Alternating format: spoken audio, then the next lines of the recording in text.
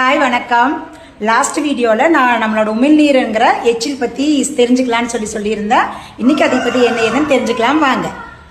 Hi. நம்மளோட எச்சில் அப்படிங்கிறது கடவுள் கொடுத்த ஒரு அமிர்தம்னு நான் சொல்லுவேன். ஏன்னா அது பண்ற ஒரு விஷயங்கள்லாம் பார்த்தீங்கன்னா நம்மளோட ஆரோக்கியத்துக்கு ரொம்ப ரொம்ப முக்கியம்.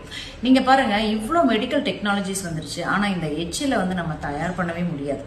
ஸோ ஒரு உணவு எடுக்கிறப்போ அதை பற்றின நம்மளோட உணர்வுகளையும் கம்பைன் பண்ணும். அதை மேலே நம்மளுக்கு ஆசைப்பட்டு நம்ம சாப்பிட்றப்போ எச்சில் தானாக சுரக்கும்.